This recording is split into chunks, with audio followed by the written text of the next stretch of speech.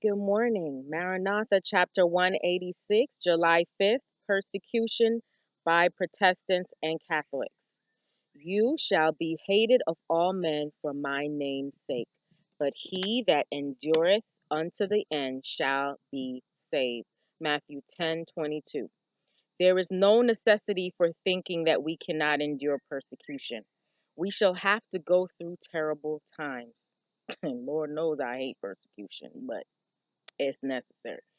The persecutions of Protestants by Romanism, by which the religion of Jesus Christ was almost annihilated, will be more than rivaled when Protestantism and popery are combined. They will combine. The commandment keeping people of God ere long will be placed in a most trying position, but all those who have walked in the light and diffused the light will realize that God interposes in their behalf. When everything looks most forbidding, then the Lord will reveal his power to his faithful ones.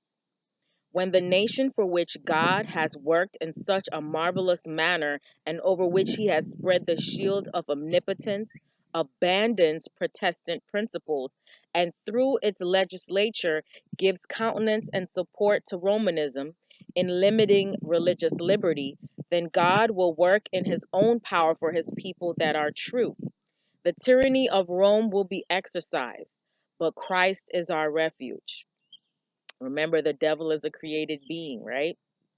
When the leading churches of the United States, uniting upon such points of doctrine as are held by them in common, shall influence the state to enforce their decrees and to sustain their institutions, and you're going to hear a lot about the common good, which is a Catholic socialistic doctrine, principle.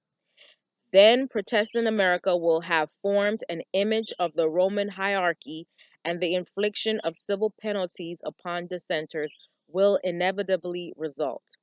The scriptures teach that popery is to regain its lost supremacy, and that the fires of persecution will be rekindled through the time serving concessions of the so called Protestant world.